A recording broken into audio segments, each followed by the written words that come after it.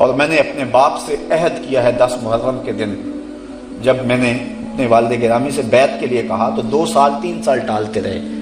پھر محرم کی شام تھی کہ مجھے بلایا اور میں جب آپ کے ہاتھ میں ہاتھ دیا تو فرمانے لگے جانتے ہو آج دن کون سا ہے؟ تو میں نے پھر عہد کیا تھا کہ جیوں گا تو آپ کے لیے اور یا رسول اللہ مروں گا تو آپ کے لیے اور زندگی کی آخری سانس تک یا رسول اللہ آپ کے دین کے لیے وقف رہوں گا.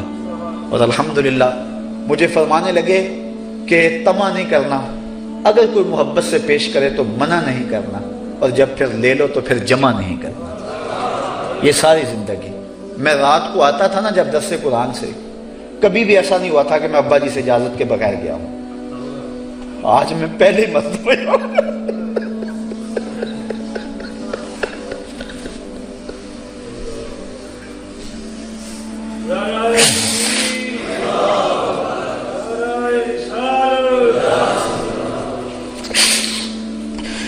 انا للہ و انا الیہ راجعون. ہمیں تلقین صبر ہے، وزن کیا لٹ گیا. کسی کا باپ فوت ہو جائے تو کتنا دکھ ہوتا ہے، کسی کا استاد فوت ہو جائے کتنا دکھ ہوتا ہے، اور کسی کا شیخ چلا جائے دنیا اندھیرا نہیں ہو جاتا، اور جس شخص کے سارے رشتے اکٹھے چلے جائیں.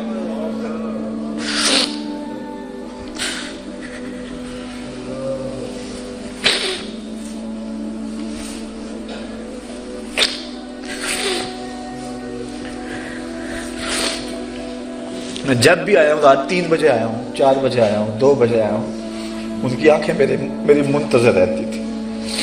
آہ وطن میں ہوگا اب کس کو میرا انتظار، کون میرا خط نہ آنے سے رہے گا بے قرار. آرزو لے کر تیری خاک تربت پہ آؤں گا، اب دعائے نیم شب میں کس کو میں یاد آؤں گا.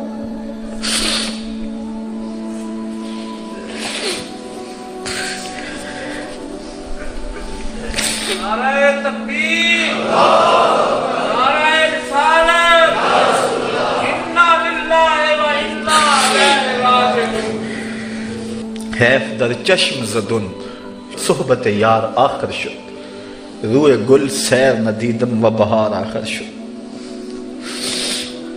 تو میں بات کر رہا تھا ان کی تربیت کے حوالے سے کہ میں جب آتا تو ان کی آنکھیں میرا انتظار کر رہی ہوتی. اور میں ایک حدیث حضور علیہ السلام کیا کہ جب اپنے والدین بڑھاپے میں چلے جائیں تو ان سے ایسی باتیں کریں کہ وہ خوش ہو جائیں. تو میں آ کے زیادہ خدمت تو ہم نہیں کر سکے، تو میں آ کے ان کی ٹانگوں پہ پاؤں پہ ہاتھ رکھتا تو 2-1 منٹ کے بعد ہی مجھے کہتے کہ چلو تھکے ہوئے ہو سو جاؤ.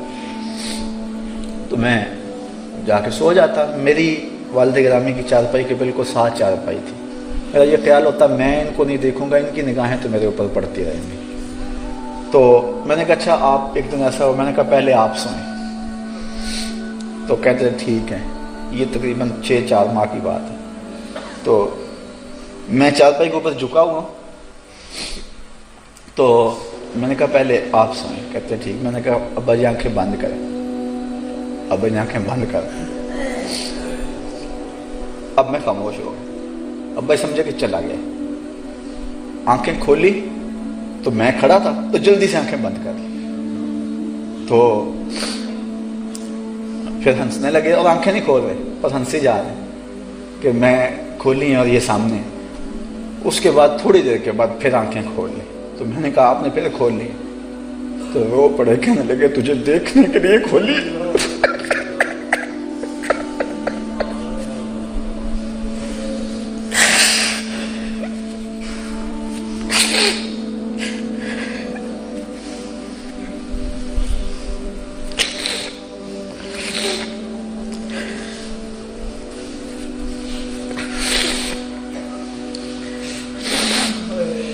دو سال قبل جب میری والدہ اس دنیا سے رخصت ہوئی تو میں درس قرآن کی راہوں میں تھا، اور مجھے اچھی طرح یاد ہے کہ آخری شب جب میں نے جیلم سے بھی دینے سے بھی آگے جانا تھا تو میں نے اپنی امی سے اجازت چاہی. انہوں نے رو کر کہا تھا کہ بیٹا جاؤ.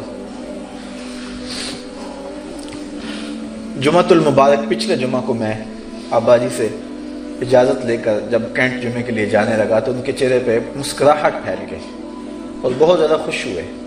میری سمجھ میں نہ آیا کیا ماجرا اور کیا معاملہ ہے. چلا گیا.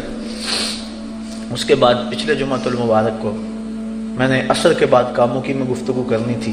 ایک فوتگی ہوئی تھی، چیلم کا ختم تھا، تو لوگ بعد میں ملاقات کے لیے کافی آئے ہوئے تھے. عصر کی اذانیں یہیں ہونے لگی تو محترم مجھے لینے کے لیے جو آئے تھے ان کی تشویش میری نظر میں تھی، لیکن وہ مجبوری تھی کہ جو ہے وہ عصر کی اذانیں ادھر ہو گئی. تو میں اپنے معمول کے مطابق میں نے کہا آپ گاڑی میں بیٹھے، میں ذرا گھر سے ہوں، اجازت لے آؤں. تو چارپائی پہ لیٹے ہوئے تھے تو آخری ان سے میری وہ ملاقات ہوئی. فرمانے لگے خیر نل جاتے خیر نل.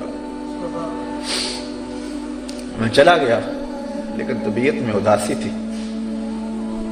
3-4 لوگ میرے ساتھ تھے، یہاں بھی اب موجود ہیں، میرا وہ ساربان بھی. جب ہم راستے میں اثر پڑی اور اس کے بعد جب ہم امن آباد سے نکلے تو سورج غروب ہو رہا تھا. ایسے جیسے میرا دل ڈوب رہا، پتہ ہی نہیں تھا کیا ہونے والا ہے. تو میں نے ان سب کو کہا، میں نے کہ دیکھو کہ جب سورج عصر کے وقت پہنچتا ہے تو کتنی جلدی غروب ہو جاتا ہے. اور ایسا درد تھا اس سورج میں، کوئی پیغام دے رہا تھا جو ہم نااہل لوگ نہ سمجھ سکے.